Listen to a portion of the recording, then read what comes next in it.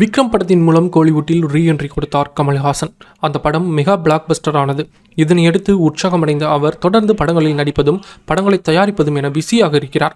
தற்போது அவர் மணிரத்னத்தின் தக் லைஃப் படத்தில் நடித்து வருகிறார். கடைசியாக வெளியான இந்தியன் 2 படம் படுதோல்வியை சந்தித்ததன் காரணமாக தக் லைஃப் மீது உச்சக்கட்ட நம்பிக்கையை வைத்திருக்கிறார் கமல்ஹாசன் தனது சினிமா பயணத்தின் 2வது இன்னிங்ஸை விக்ரம் படத்தின் மூலம் ஆரம்பித்தார்.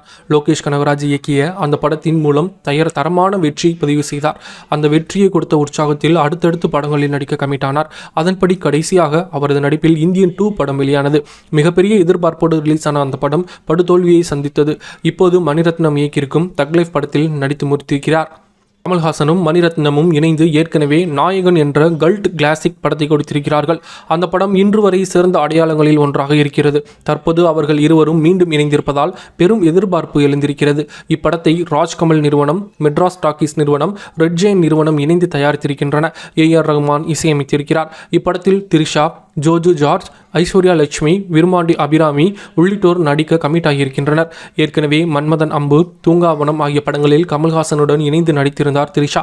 இதனை அடுத்து தற்போது 3வது முறையாக கமலுடன் நடிக்கிறார். படத்தின் ஷூட்டிங் தொடங்கி செர்பியா, டெல்லி உள்ளிட்ட பகுதிகளில் விறுவிறுப்பாக நடந்து வருகிறது. இதற்கிடையே படத்தில் கமிட் ஆகியிருந்த துல்கர் சல்மான், ஜெயம் ரவி உள்ளிட்டோர் படத்திலிருந்து வெளியேறிவிட்டார்கள். அதே சமயம் இந்த படத்தில் இணைந்தார் சிம்பு. அது தொடர்பான கேரக்டர் இன்னும் வீடியோ அண்மையில் வெளியாகி பெரும் வரவேற்பை பெற்றது என்பது குறிப்பிடத்தக்கது. தனக்கான டப்பிங் போர்ஷனையும் சிம்பு முடித்துவிட்டார். மேலும் சிம்பு பல காட்சிகளை சிங்கிள் டேக்கிலேயே முடித்துவிட்டதாகவும் கூறப்படுகிறது. நிச்சயம் இந்த படத்தின் தூண்களில் ஒருவராக சிம்பு இருப்பார் என்று ரசிகர்கள் எதிர்பார்க்கிறார்கள்.